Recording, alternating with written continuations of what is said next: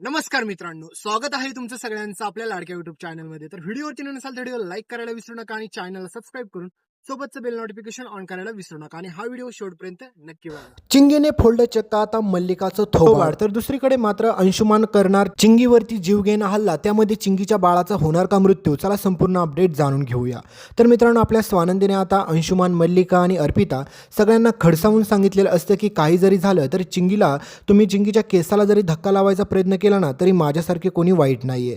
तर एकीकडे आता मल्लिकाला समजलेलं असतं की ही स्वानंदी आपलं काहीच चालू देणार नाहीये, त्याच्यामुळे आपल्याला असं काहीतरी केलं पाहिजे जेणेकरून ती चिंगीच्या पोटातील बाळ आहे ना त्याला मला संपवावंच लागेल, नाहीतर माझ्या अंशूचं आयुष्य बर्बाद होईल. म्हणजेच ह्या मल्लिकाला असं वाटतं की तिच्या स्वतःच्या मुलाचं आयुष्य बर्बाद होईल, पण तिच्या मुलाने जो काय आतापर्यंत नालायकपणा केलाय त्या गोष्टीकडे तिचं थोडं पण लक्ष नसतं. कारण की स्वतःच्या मुलाला जर चांगले संस्कार दिले असते तर त्याने असं शेणच खाल्लं नसतं. पण त्याहीपेक्षा भयानक गोष्ट मित्रांनो अशी घडते की आपली स्वानंदी बिचारी चिंगीला एवढं समजावून सांगत असते की त्या अंशुमानच्या आणि त्या मल्लिकाच्या नादी नको लागू, ती चांगली लोक नाही आहेत, त्यांच्यापासून तू लांब राहा. पण ह्या चिंगीला काय अक्कल नसते. चिंगी सारखी अंशुमानच्या तरी पण अजून जवळच जात असते आणि त्याला सांगत असते की हे बाळ आता आपण दोघे मिळून वाढवूया, पण मी तुमच्यासोबत लग्न करणार नाहीये, तुम्ही ह्या बाळाला नीट सांभाळाल ना. म्हणजेच मित्रांनो, आता अंशुमानला माहीत असतं की चिंगीला माझी गरज आहे, मग तिला असंच गोड गोड बोलतो आणि तिच्या बाळाला संपवायला मला काही जास्त वेळ लागणार नाही. तर आता पुढे स्वानंदी तुम्हाला पाहायला भेटेल की चक्क आता स्वतःच्या घरी जाते, कारण की तिच्या घरीच सगळ्यात मोठी आग लागलेली असते.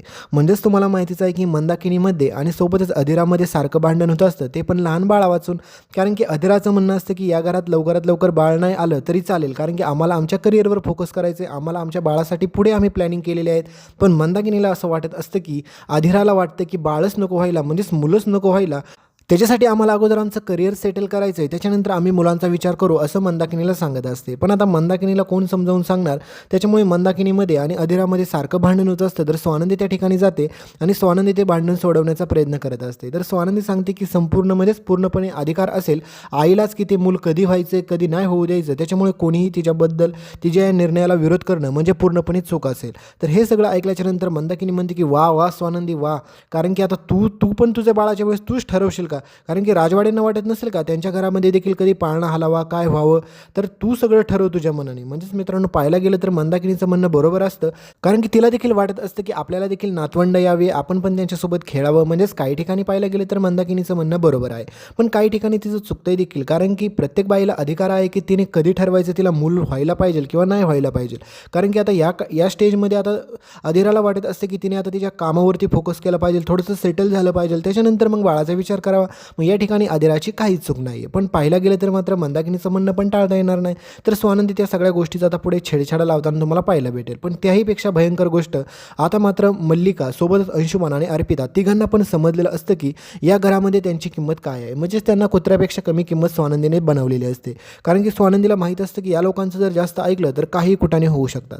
तर आता समर राजवाडे अजूनपर्यंत आलेले नसतात, त्याच्यामुळे स्वानंदी म्हणत असते की चिंगीची काळजी मलाच घेतली पाहिजे, नाहीतर ही लोक काही करू शकतात. आणि तसंच मित्रांनो पुढे घडणार आहे, कारण आता अंशुमान चिंगीला प्रेमाच्या जाळ्यात परत एकदा ओढतो आणि तिला गोड गोड बोलून आता मल्लिका ठरवते की काही जरी झालं तरी चिंगीच्या पोटामध्ये जे बाळ आहे ना ते बाळ तुझं नाही आहे असं सिद्ध करायला आपल्याला काहीतरी करावं लागेल.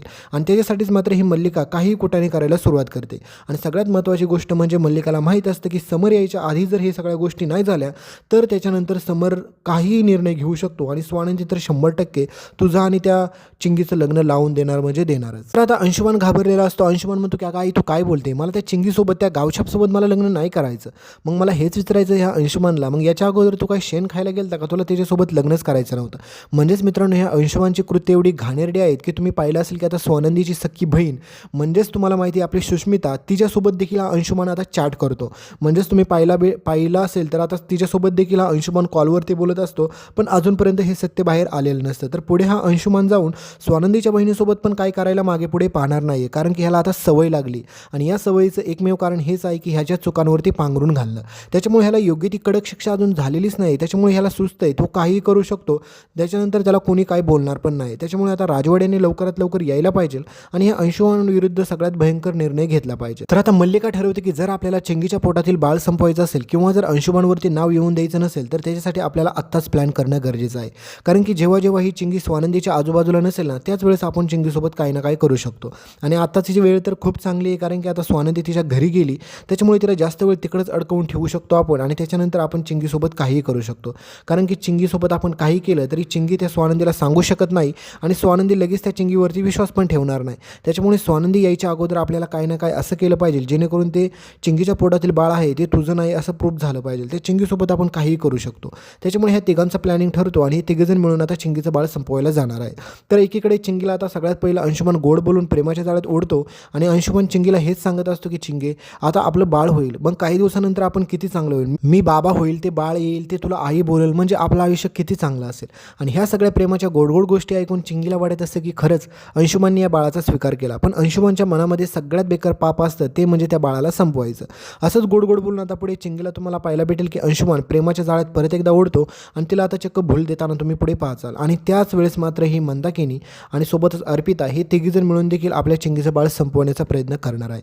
कारण त्यांना एकच माहीत असतं, त्यांनी सगळे प्रयत्न केलेले असतात. त्यांनी स्वानंदीच्या हातापाया पडलं, आपल्या आजीच्या हातापाया पडलं, समरच्या हातापाया पडलं, पण त्यांनी कोणीही काहीच मार्ग सांगितला नाही.